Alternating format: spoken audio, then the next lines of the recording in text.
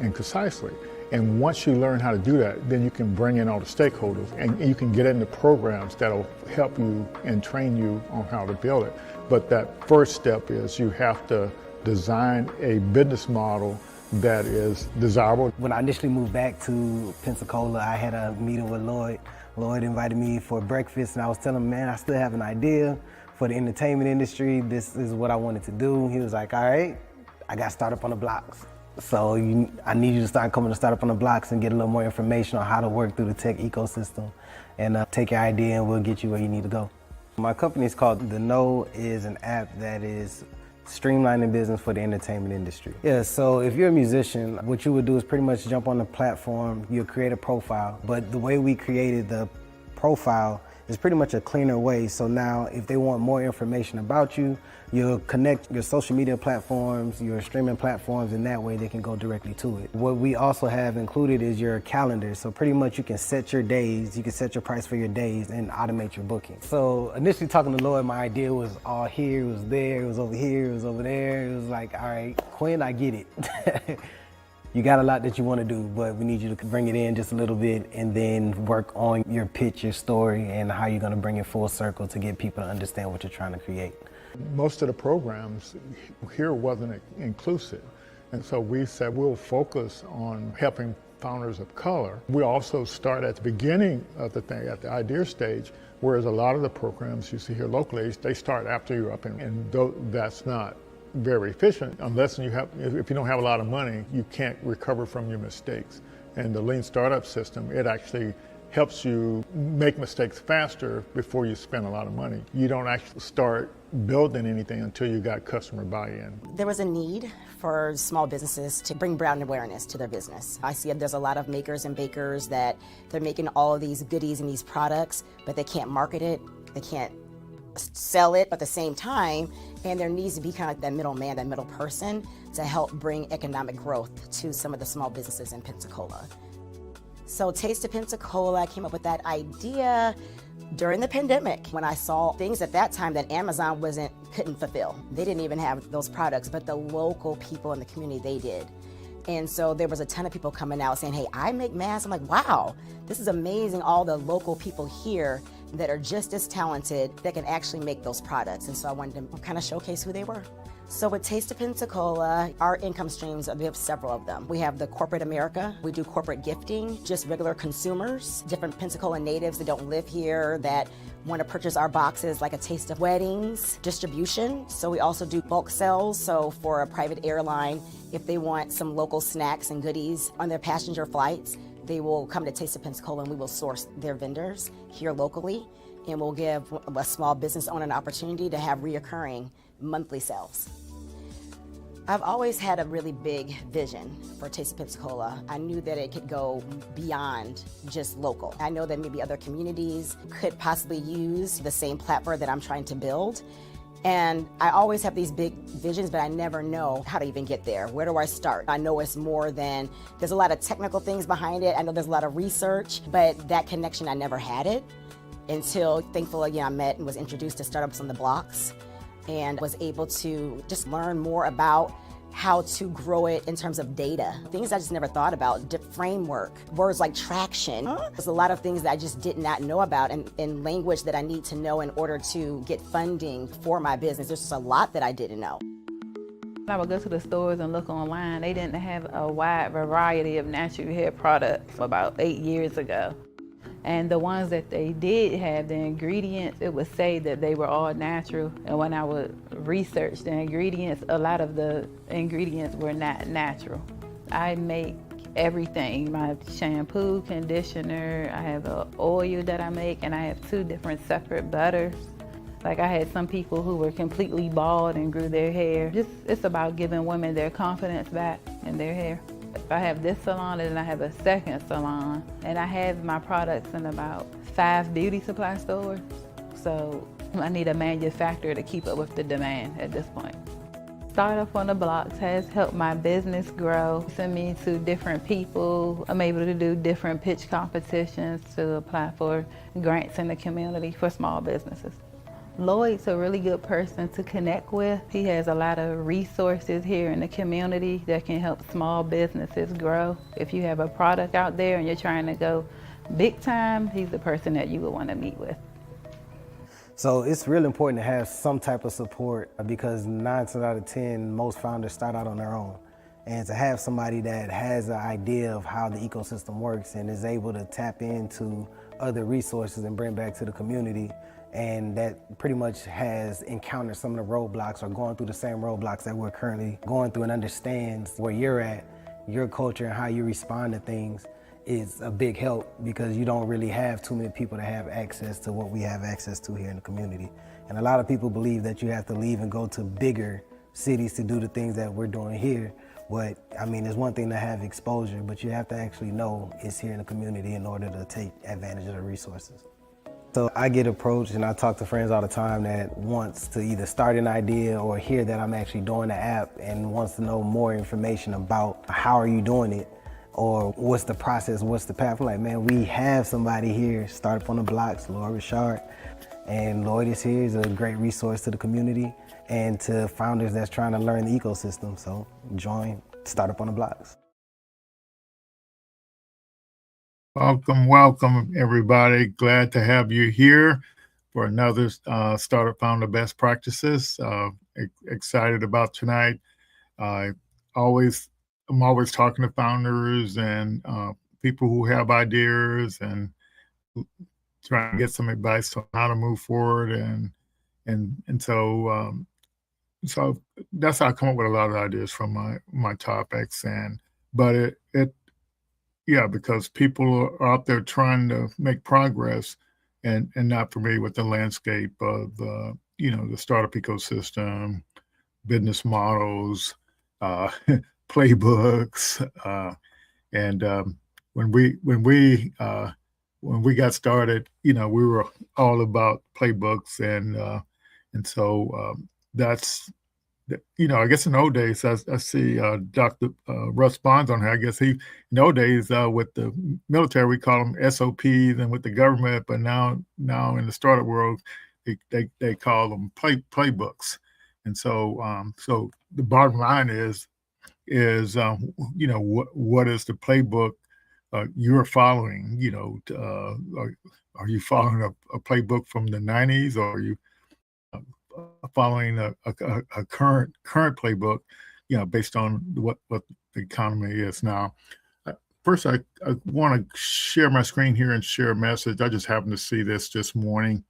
Folks that are up here on the Gulf Coast in the Pensacola, Mobile, Gulf Coast, New Orleans, Gulf Coast, the innovation portal over in Mobile, they're having they do this G-Beta Gulf Coast, and it's like a 7-week program.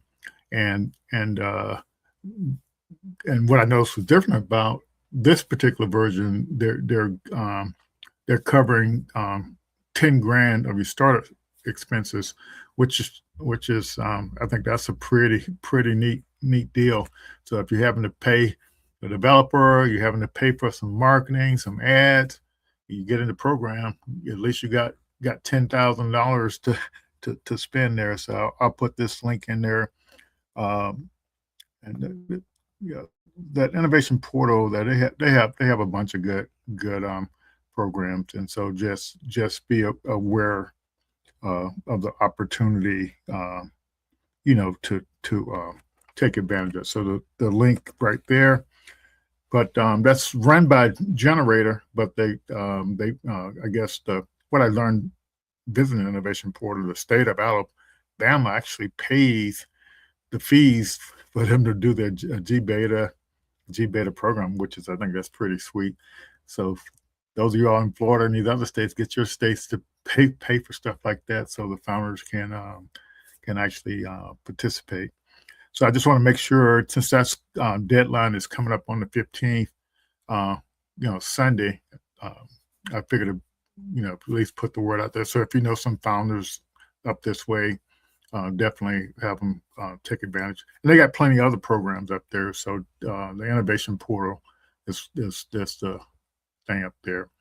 Alrighty, so let's get into our program today, and so this is all about uh, you and sharing and just helping, trying to pass some tips along and helping you grow your business and trying to help you learn the best practices of doing it. And there are a lot of best practices out there. So the only way you're going to learn them is you got to get out there and hang around other founders and do stuff. But tonight I just thought I would kind of highlight some things that I think a bunch of us, take for granted, when it comes to this kind of stuff.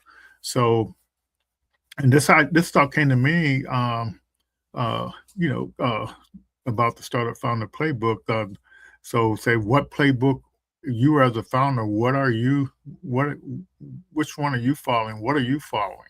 Are you following something from the 90s, or are you following something from the 2000, early 2000s, 2010, 2020s? Because the playbook has evolved, and and it triggers. So if you don't know how the world works when it comes to um, entrepreneurs, founders, when what's the difference between entrepreneur and a founder?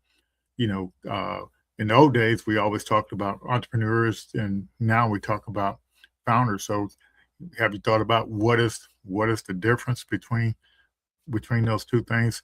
I remember when I first started doing the Startup Founder Best Practices 5.5 years ago. Uh, kind of friend of mine, I've been knowing him from the 90s, and he's definitely an entrepreneur.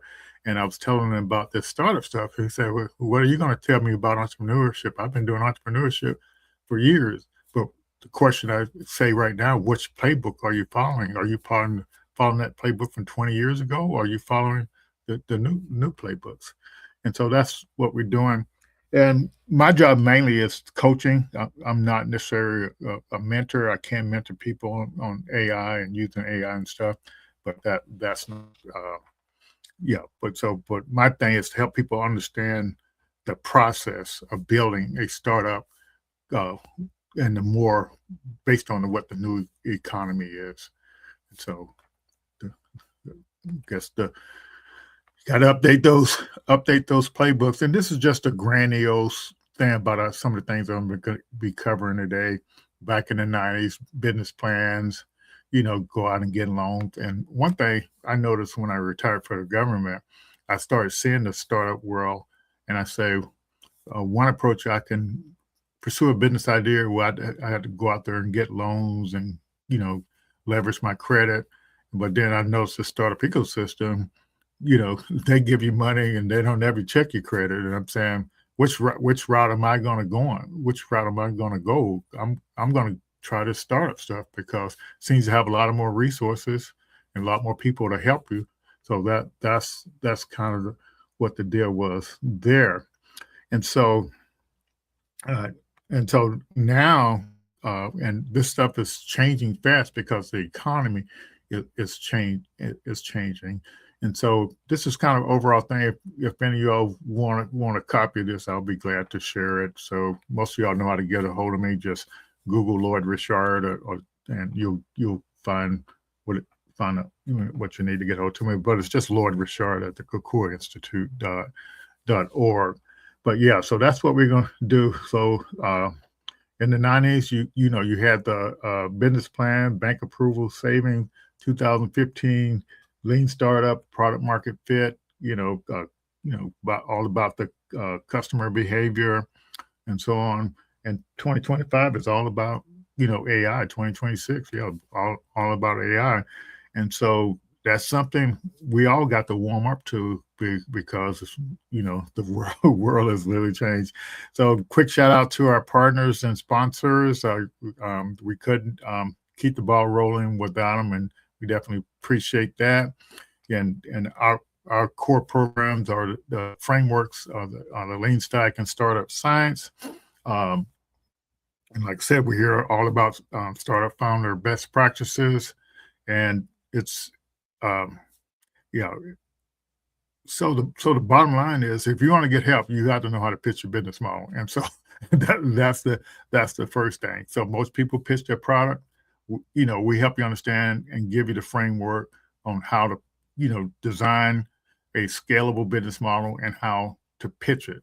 I don't care whether you already got a bunch of money or you don't have any money. You still got to pitch a business model. And so yeah. So and the neat thing about the startup ecosystem, you can take advantage of it at the idea stage before you actually even go out and start a business.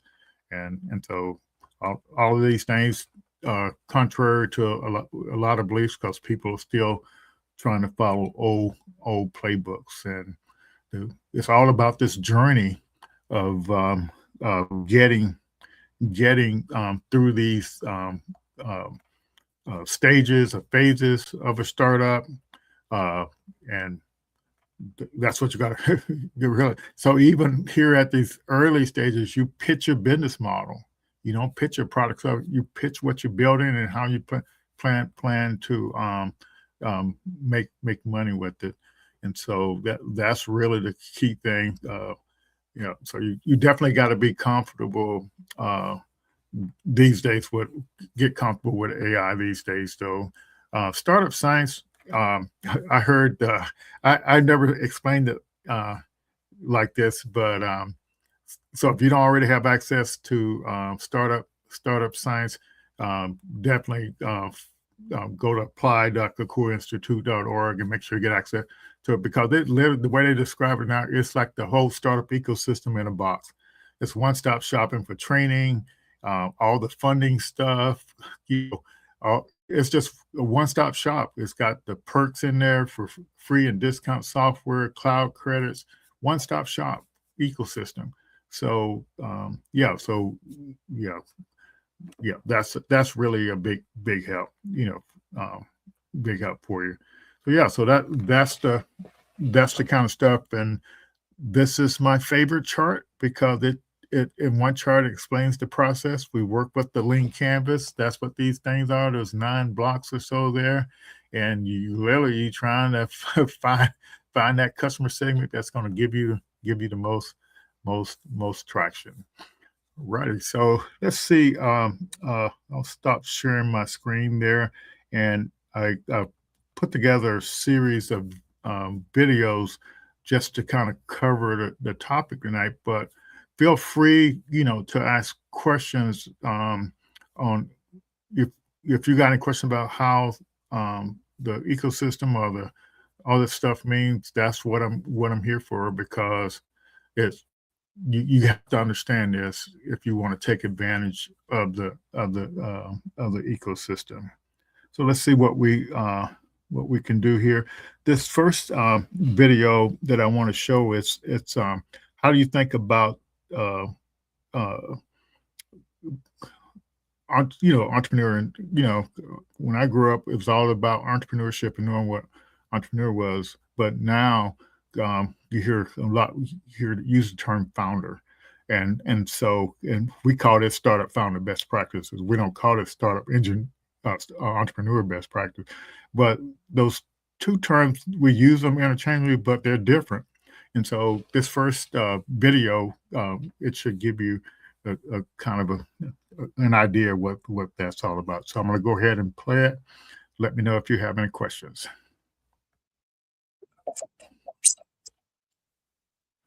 Okay, you're supposed to get on the screen here. Why aren't you getting on? Let's see. Excuse me. Let me see. Can I make it work? I had this problem a couple of weeks ago, and I'm not sure why. Oh, here we go. There we go. Now we're making sense. All righty. So let's make sure we got the right one here. Yep, it's the right one. So let's get it playing. Bear with me just a second.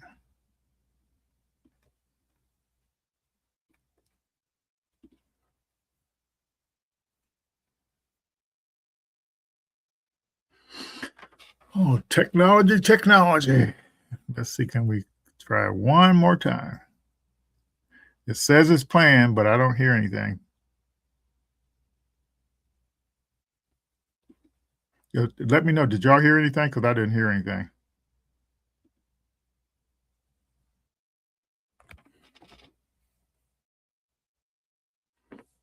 And there's always more than one way to skin a cat. If this doesn't work, I have my alternative way, backup way. Okay. Still don't seem to. Did have this problem a couple of weeks ago, but I'm going to stop sharing this screen. I'm going to remove this and I'm going to share my big screen.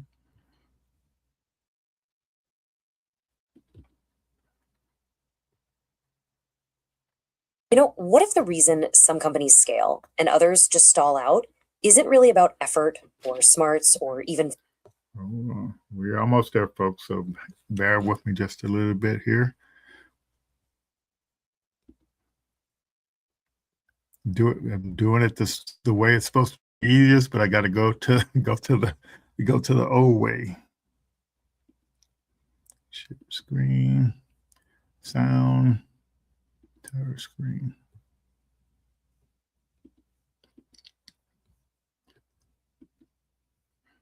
Here we go.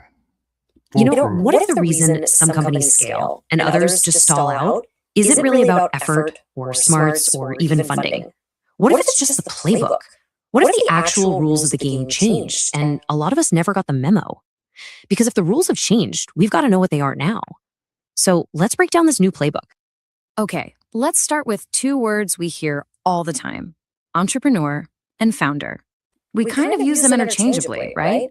And for a long time, that was totally fine. But over the last 30 years or so, a huge gap has opened up between them. And honestly, understanding that gap is everything. And this gets right to the heart of it all. This isn't just about semantics or what you put on your LinkedIn profile. It's about a deep, fundamental change in how we think about building something valuable. The words changed because the entire mindset underneath them changed. They're a signal of a much, much bigger evolution. So let's go back in time for a minute to really get how this whole split started. We're going to compare these two identities, starting back when they were pretty much the same thing. Think back to the 1990s. The world was, well, a little bit simpler. Didn't matter if you owned a restaurant, a local franchise, or even an early tech company. You were an entrepreneur. That was the term. It was respectable. Everybody knew what it meant. Founder, that was, insider jargon. You'd really only hear it in the tiny bubble of Silicon Valley. It just wasn't mainstream yet. And that 1990s entrepreneur, they were operating from a very specific playbook, and it was driven by a very specific goal. Let's see how this all worked. The core belief back then was simple. You control your own destiny through ownership. The goal wasn't to take over the world. It was to escape the 9-to-5, build a stable income for your family, and be your own boss. The main driver was just independence. Yeah, growth was nice, but survival and security, that always came first. And this was the strategy. It was this linear, predictable sequence. You'd spend months, literally months, writing a massive 30-page business plan. Go get a bank loan, build the entire thing, and only then would you find out if anyone actually wanted it. All the risk was loaded right up front. Validation, if it ever came last. But then the world changed. Big time. The dot-com boom, Web 2.0, a few economic meltdowns, they all created this massive split. Suddenly, that startup founder identity started to break out from its niche. It became something new, something different, and something aspirational. And the playbook started evolving fast. We went from that bank loan era to the raise-and-scale venture capital era of the 2000s, where just getting massive was everything. Then, in the 2010s, data became king. We got obsessed with lean startup and product market fit. And that brings us to today, the age of AI and insane capital efficiency. Each one of these phases demanded a totally different strategy. So why did the playbooks change so dramatically? It wasn't some kind of moral shift. It was structural. The ground literally shifted under everyone's feet. Capital got tighter. AI made building things exponentially faster. And new tools meant you could test an idea in days, not months. The environment itself forced the strategy to evolve. And this brings us to today's split. Think of it like this. An entrepreneur often builds a great business. They're driven by revenue, by lifestyle, and what they're really signaling is agency and independence. But a founder designs a scalable system, almost like an architect. They're driven by growth and equity, signaling design and a grander vision. To put it really simply, one builds a great job for themselves, the other builds an asset. So let's really focus on this modern founder. Their identity has moved way beyond just starting something. They aren't just disruptors anymore. They are architects, designing these incredibly complex systems. The modern founder's core belief is all about leverage. Why hire 20 people when you can design an automated system that does the work of 50? The mindset has shifted from I will outwork everyone to I will outdesign everyone. It's about amplifying intelligence, not just throwing more bodies at a problem. And here is the modern playbook. I mean, just compare this to the 1995 version. It is completely inverted, flipped on its head. The entire goal is to reduce risk at every single step. You get evidence from real customers before you write one line of code. You get revenue before you even think about asking for a grant. You validate everything before you even dream of scaling. So let's trace this entire 30-year journey all in one go. We went from wanting independence and a stable income in the 90s to market disruption and massive scale in the 2000s, to data-driven validation and product market fit in the 2010s, and now, here in the AI era, the whole game is about leverage. And success? It's defined by intelligence amplification. So, the big question that this all leads to is, what playbook are you operating from? Or maybe, what playbook are the people in your community operating from? It might just be time for an update. And this is a really, really important point. If you find yourself using an older playbook, it's almost never a talent gap. It is an exposure gap. So many of us learn the game from systems like small business centers or university programs that were themselves built on those older 1990s models. So the takeaway here isn't to feel like you're behind. It's to feel empowered. We're not broken. We don't need to be fixed. We're simply upgrading our operating system to match the reality of today's game. And this leaves us with one final critical question. This isn't just about your playbook anymore. Take a look at the entire ecosystem around you. The organizations, the mentors, the institutions. Are they teaching the game as it's played in 2025? Or are they still handing out the rulebook from 1995? Because when the playbook updates, the outcomes change right along with it. Yes, it certainly does. So I hope that was meaningful because a lot of people are getting advice from these old playbooks, and we need to learn what these new playbooks are and how to thrive with them. The good news is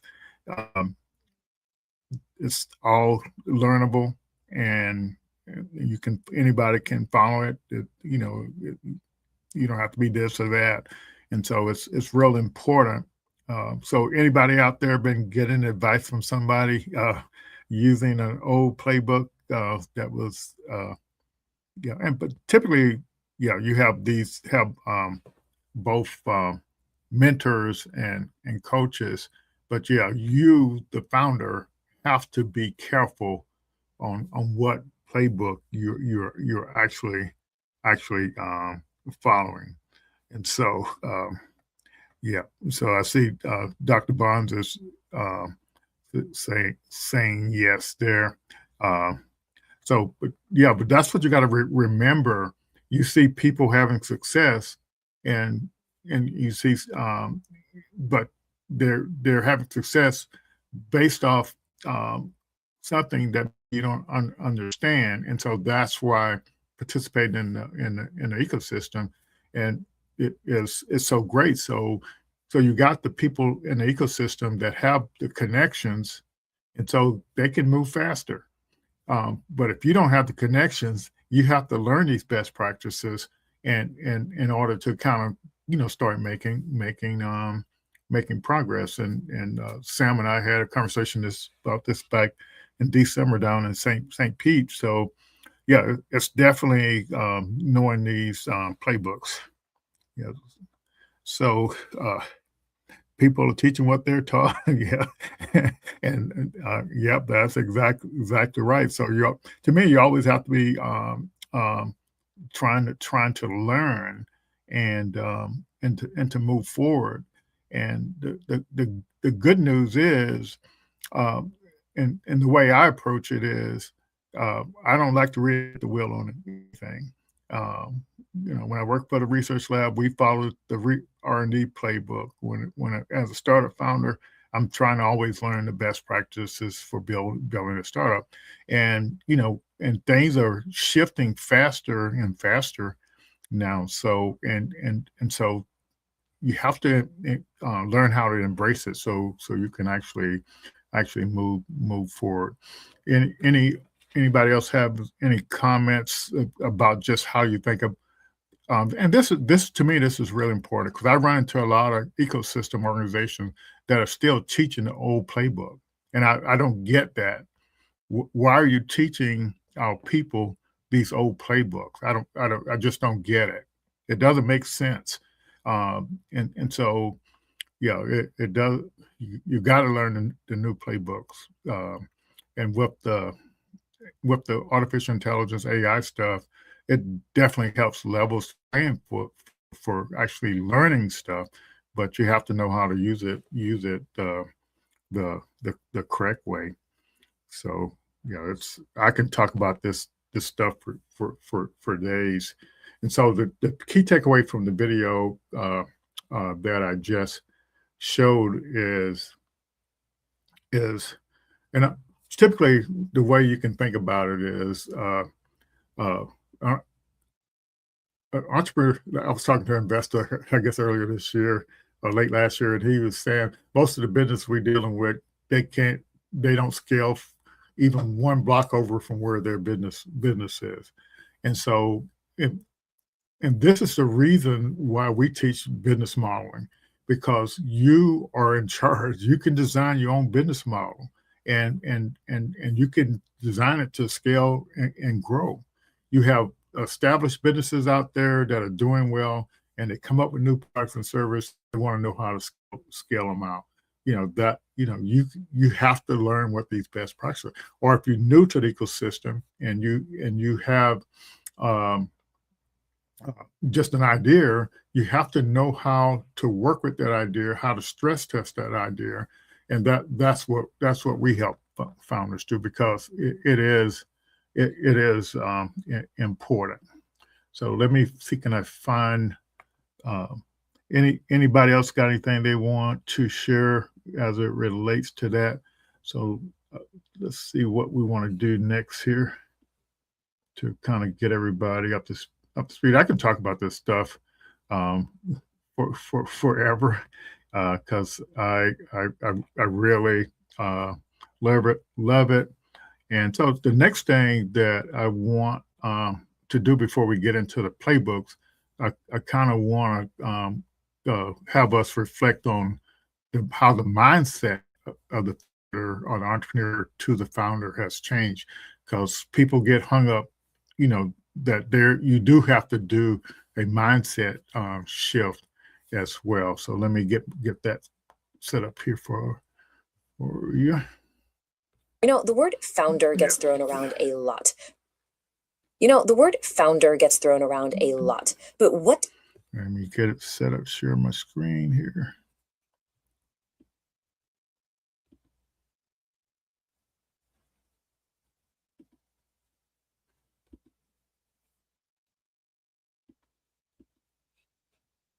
So many buttons to click here. Feel like I have to be a DJ, and I'm not a DJ. Does it actually mean? Because I'll tell you what, the person we called an entrepreneur back in 1995 looks almost nothing like the founder of today. The entire mindset has gone through this absolutely radical transformation. So let's just ask the question head on. What does it really, truly mean to be a founder right now? I bet if you're picturing someone who just, owns their own business, that picture is about 30 years out of date. The reality today is so much more interesting. And here's the thing. This isn't about a new job title or some fancy corporate jargon. It's a full-on revolution in how founders think. It's a deep shift in their mental operating system, how they see the world, and crucially, where they believe value actually comes from. All right, let's trace this whole evolution, starting way back in the 90s. So our story starts in the 1990s, what we can call the era of control. This was all about one thing: breaking free. Breaking free from that predictable, often soul-crushing corporate ladder. It was about finally taking the reins for yourself. This right here was the core belief. It was the mantra. The ultimate goal wasn't to build a global empire. It was to achieve personal sovereignty, right? To have control over your own time, your income, and your future. The business was just the vehicle to get you there. And just look at the mindset back then. The goals were so grounded, so tangible.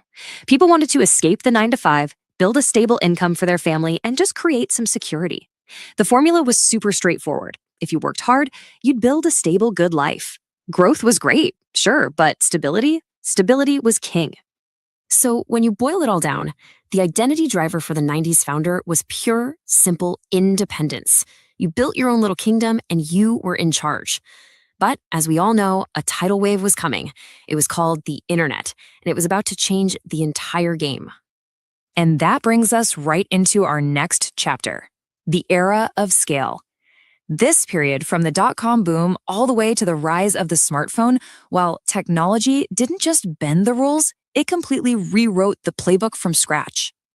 This era really had two phases. In the early 2000s, everyone was buzzing with dot-com excitement, and the mantra was, technology changes everything.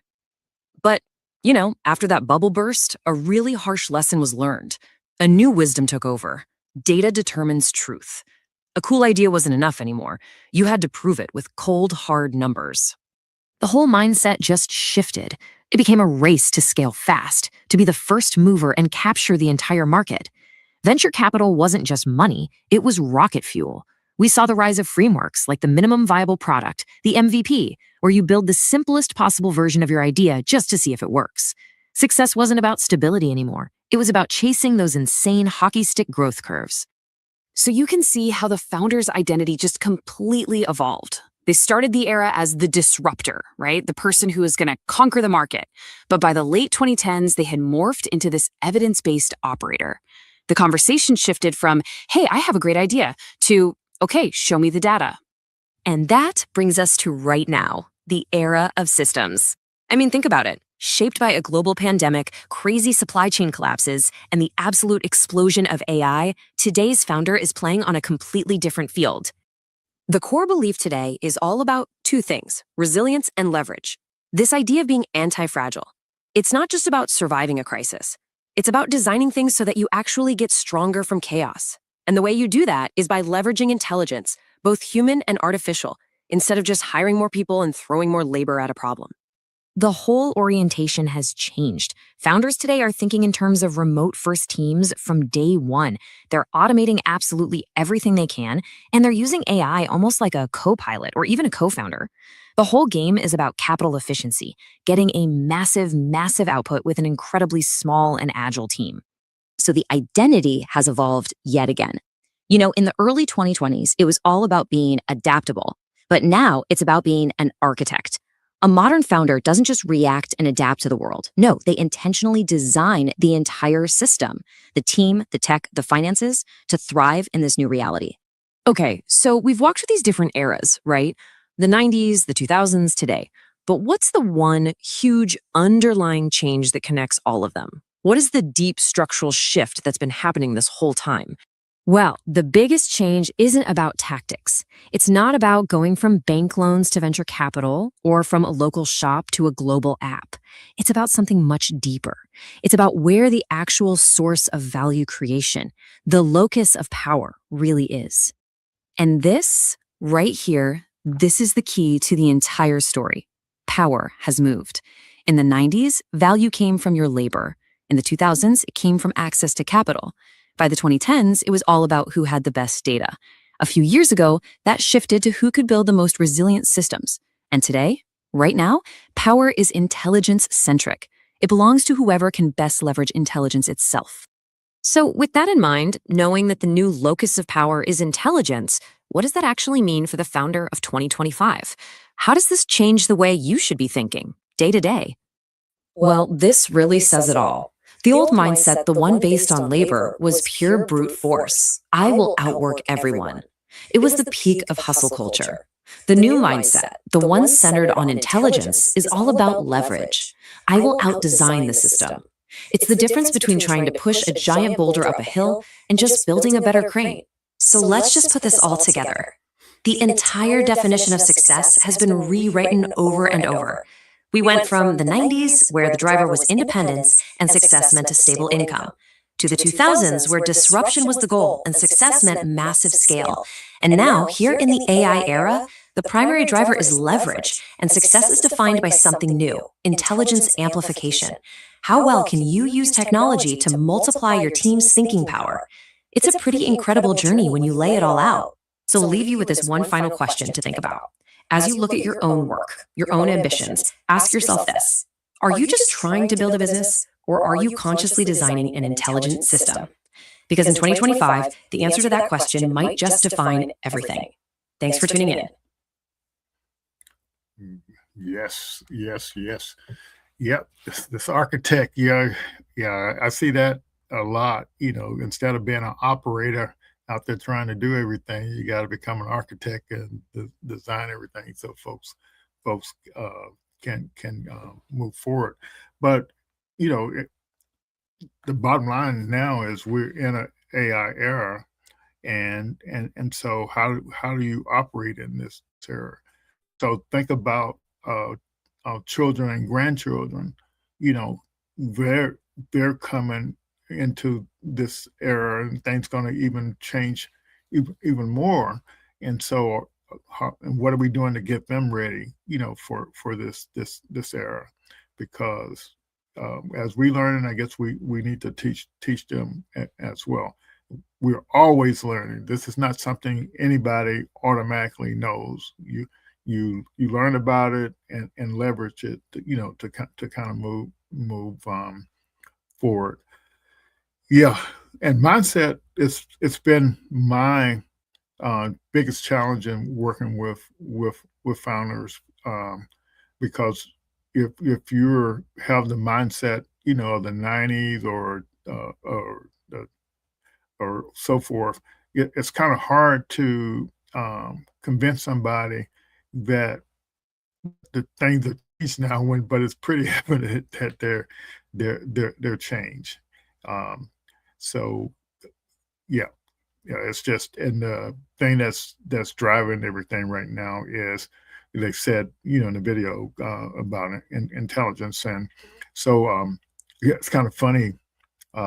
We call our program now the Founders Insight Program. But initially it was a founder intelligence program, but it wasn't about the intelligence of the person. It's how to get the intelligence out of your data and the insights out of your data. And so that will allow you to make decisions that will help your company grow faster. And that's what the competition is now, is who can learn the fastest. And the way you do experiments and leverage the AI to analyze the data to so you can actually move forward. So mindset is everything. You have to understand enough to do it. And so it hurts me to my heart when I see a founder say, I'm not going to tell anybody my idea. And how are you going to get help to do it if you don't tell anybody what your idea is? The internet is full of business ideas. People see when you put your website up, you're literally telling people what your business idea is. So what's wrong with telling people what your business idea is? We didn't say give away your trade secrets. So it's like your mindset. You don't want to let it, hold you back. It's so important, to kind of move forward now. And so what I'm doing tonight is just touching the surface of about the playbook and stuff. But what you want is it's more and more detailed, not just the surface level stuff. And so that's what we do at the Cooker Institute. And so we don't have a problem if you hear my voice now. You're welcome to engage with us and ask questions. whatever we have, you have, and so that's what I want you to know. You don't have to be out there by yourself trying to figure all this stuff out. And I love sharing what I learned over the years, and talking and conversing with founders and just learning. And people don't realize, it's like just participating in stuff you automatically gonna learn, and you'll be surprised what you will learn just by getting involved and and moving forward. And we had Jermaine on a couple of weeks ago. He leveraged AI a lot with his startup, and basically he's saying, leverage the vibe coding. But like Sam will tell you, yes, yeah. So the playbook, Sam, from the video.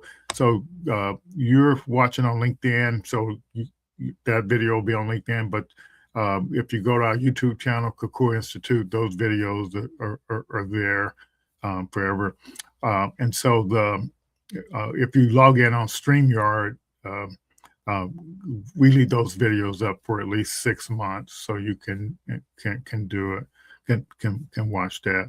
And a lot of you all that may not realize this, but really what's important is the transcript from the video. So what I always say, if you got a recorder, a phone on your phone or on your computer while the thing is playing, let it record it and then upload that audio to and get the transcript, and then leverage your large language models to kind of get the real insights out of it, because your brain can't process all of this information. I used to think I have to have the video, but now that I see what the AI can do, you don't necessarily, unless if you're just trying to follow some instructions, but just to get the insights from it, you're good to go. So that's where you can get all the playbacks.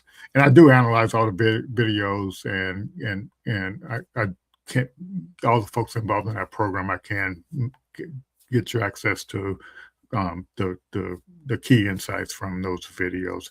And so just to be clear on that too, is my approach with all this stuff, no matter if it's like a session like this, or if it's an article that I read, or if it's a YouTube video that I watch, or like being down in Tampa, St. Pete, doing those workshops down there, of even, record the workshops of other people and myself. And I learn more from that, getting the insights from that, because it's when you have the interaction is when you actually get the insights. So just to show you all how powerful, Sam, I guess you were down there in St. Pete back in December. So Savola, she did a testimony. She taught her like an hour session on a method she had came up with, and so I record, of course, I recorded it, and when I record something and analyze it, my prompt using the Lanika's verbose method of prompting, it actually turned her workshop into a prompt, so she can create an AI agent that she can now sell the AI agent along with going with her workshops. And I was on the meeting with her last week, and she says she's already making money from that. It's literally that simple. So I would just recommend that you definitely pay attention when I say something. It's actually it's a good idea to realize that it's important, because I'm a seasoned individual. Yep, and so it's pretty fantastic. And that's just you learn, and none of this stuff you can take advantage of stuff and move forward. So let me see, can I get our next little deal up here? So I think next week I'll go specifically into the playbook. How the playbooks themselves has actually changed, and so we kind of started off, with this idea, entrepreneur versus founder, and so kind of reflect on that and kind of understand what that is, and then we went to the mindset. And the number one thing, the mindset. I remember when we started doing this 5.5 years ago with this one program. We didn't have a playbook, or we didn't have a training program. So what I had learned was the best practices were, participating in networking events every week on Thursday nights or whenever they do them in your local area, making sure, you putting your profile up on sites like f6s.com, frank6s.com, and so people can see you making progress with what you're building, and that's become your social credibility to get invited to participate in different programs in the ecosystem, from getting free software. Yeah, for example, like the way F6S works, some of you all might not know it. So if you go in there, you see they got all these freebies and discount software, but they won't just give it to you until you upgrade your profile so people can see what you're all about and what you're doing. And I still get invitations every day to programs just because of my F6S profile, my personal profile, and my startup profile. So the ecosystem works on this social credibility and seeing you make progress through these stages to seeing that you're actually getting traction. And so that's what you have to realize and understand. So people say, well, where can I find all these startup programs? Yeah, to me, they're all around you. You just got to realize that they're there and start looking for them. Yeah, get on these different sites, subscribe to these newsletters from these accelerator programs, and there's so many organizations out there trying to help founders. And if they don't know you exist, how can they help you? And help you move forward with what you're doing. You need to be trying to solve a big problem in order to kind of move forward. Let me share my screen again and find this founder playbook. How the founder playbook has changed over the years. Welcome to The Explainer. Today, we're going to break down how the entire rulebook for starting a company has been completely rewritten over the last, 35 years or so? We're going to see how we went from these huge, bulky business plans all the way to today's world of AI co-founders. And that quote really gets to the heart of it. Sure, the words we use, the way we think about startups, that's all changed. But the biggest change, the one that really, truly matters, it's the playbooks themselves. The actual strategies founders use to get off the ground. I mean, what a founder did back in 1990 is practically a different universe compared to today. Okay, so let's dive in. We're going to walk through this whole journey chronologically, basically decade by decade, to really see how we got here, how we ended up in this wild AI-first startup world we're living in right now. So first up, we have what we're calling the age of permission. This covers a pretty big chunk of time, from about 1990 all the way to 2010. And for those 2 decades, if you were a founder, your entire world revolved around one thing: getting permission. You had to convince a gatekeeper, someone with the money, to say yes before you could even think about building. And this era kind of had 2 different acts. First, you've got the 90s. This was the age of the beastly business plan. I'm talking a 50-page document with 5-year financial projections you probably just made up, all to get a bank loan. Then the 2000s hit, and it became the raise and scale game. the dot-com boom playbook, pitch a VC, get a ton of cash, and just burn it as fast as you can to grab market share. So you got to ask yourself, in this world, what even was a good idea? And maybe more importantly, who got to decide? Well, the answer might surprise you. Okay, so here's the absolute key. Validation was completely external. It had almost nothing to do with actual customers. The whole game was just persuasion. The big question wasn't, hey, do customers actually want this? Nope. It was, will the bank fund me, or can I get a VC to write me a check? That was it. All right, so that brings us to the next big shift, the age of evidence. We're talking 2010 to 2022. Suddenly, things like cloud computing and open source software made it ridiculously cheap to start a company. And that caused this huge power shift, right? The power moved away from the investors and landed squarely with the customer. And you can see this play out so clearly. The early 2010s, that was the heyday of the lean startup. Everybody was talking about MVPs and chasing product market fit, that magical moment when you know you've built something people really want. As the decade went on, that evolved. It became all about capital efficiency, using no-code tools, and trying to get revenue in the door from day one. So with this whole new evidence-based mindset, the game wasn't about talking a big game anymore. So how did you prove your idea was the real deal? Well, validation became all about one thing: cold, hard proof from the market itself. The core question completely flipped. It went from, can I get permission to build, to, can I get customers to pay me for this before I even ask for permission? And that right there was a massive seismic shift from chasing investor approval to chasing real customer behavior. And that brings us right up to today, to our third and final act, the age of leverage. This is all about what's happening right now. And thanks to the explosion in AI, the playbook isn't just changing, it's being rewritten at lightning speed. The new playbook, it's all about being AI native. See, it's not enough to just find proof anymore. The new game is about creating and using leverage. And let's be honest, the greatest source of leverage we've ever seen is artificial intelligence. Period. I mean, just think about what this means. You can have these tiny teams, sometimes just one person, producing the output of a company with dozens of employees.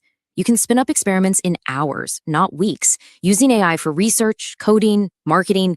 It's literally like having an AI co-founder working for you 24/7. So of course, validation has changed again. Now it's about finding a tiny signal in a massive ocean of data. It's about creating these super fast data loops where you can test an idea, get feedback, and iterate in minutes. Founders are using AI to see what people are searching for, testing ideas with niche communities, all before they've even written a line of the final code. Okay, so we've been on this wild 35-year ride. Let's pull back and look at the big picture. What does the modern playbook actually look like for someone starting a company right now? This table really lays it all out, doesn't it? You can just trace the story. We went from the old school business plan that a bank had to approve, to the raise and scale model where VCs were the gatekeepers, then to the lean method where customers had the final say. And now here we are in the AI era where it's all about data loops and being insanely capital efficient. And if you zoom out even more, you can see this really deep pattern. We've moved from prediction to permission to proof to profit, and now finally to leverage. We went from trying to guess the future to literally having the tools to build it ourselves on our own terms. And this quote just nails it. The old way of thinking was, oh, this is a hard problem. I need to hire 20 people. The new question is, how do I design the system so I don't need 20 people? That is a completely different way of thinking about building a company. So what does this all boil down to? It's a brand new playbook, a new set of rules. Get clarity before you code. Find demand before you build a product. Get a signal before you try to scale. Automate before you hire. Get revenue before you even think about talking to a VC. And use AI before you add headcount. That's the formula.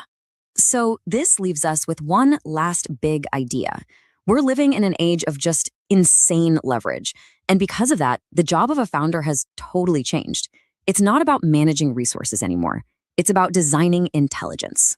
So the real question for every founder out there is, what system are you going to build? Cool. What system are you going to build? Yeah. And sometimes this stuff sounds a little scary. but you have the power now. You have the co-founder, co-pilot with AI, and you can literally design, um, architect something, and follow the process, and move forward with it. But it appears that AI, you got to warm up to AI. You have to embrace it, and to kind of move forward. And so, how does everybody feel about that this AI stuff, and leveraging it to kind of design a system, leveraging it to analyze uh, articles, leveraging it to analyze transcripts from meetings, leveraging it to analyze conversations with investors, leveraging it to analyze, you name it. And so right now, if the AI understand where you're trying to go, and you prompt it against a framework, um, and it knows what you accomplish, it can lead you in the right direction. But you got to remember the the large language models, the the ones like ChatGPT, Gemini, Perplexity, Claude. They're all designed to tell you what you want to hear. So you have to know how to prompt it, so it can actually be critical. And Jermaine was on a couple of weeks ago, and he basically he says he doesn't even leverage those. He he used the one that doesn't have all those safety features, um, built in. And so that's kind of what the deal is. Yeah. So good luck, Sam. Yeah. So whatever help you need, please reach out. Definitely don't keep trying to reinvent the wheel on stuff. There are definitely some best practices out there on on on moving forward. And so, yeah, don't take anything for granted. Uh, Leverage the AI and stuff. Yes, and like I said, we're here, to help. And I posted in my office hours there on Saturdays. But if you feel free to reach out. Um, I'll put my email in here for those of you that don't have it. If you got any questions about what I'm talking about, if you want to get access to any of the stuff I shared tonight, I do have some briefings too that I'm willing to share on this stuff. And yeah, we're all about trying to move move move move forward. And so, yeah, we're all in this together, and um, we need to learn how to build these scalable business models, so we can build viable business models, and have viable, uh, sustainable companies. Yeah, we're definitely real excited, and uh, Lisa was supposed to be on this week, so she's going to shift to the first week in March. We'll have Ray on next week, and he's totally into the AI stuff, and he's been leveraging it pretty heavy. So if you want to learn a little bit about how to use some of the tools, he'll be on next week. I will try to not let him get too technical, but yeah, but Ray's a good guy, and he's building stuff, and so he can give you some insight on how to do that. Everybody, I'll be sending out the information, the registration information for our Founders Insight um, conference, a summit, which will be coming up on the 17th and 18th of April. We have a big reception on the evening of the 17th, and then we have an all-day workshop here on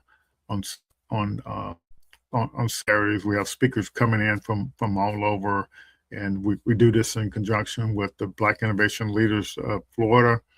The first 2 years were a great success, and we're looking forward to helping founders keep moving forward. God bless you all, and we'll see you all next week. Thanks for chiming in.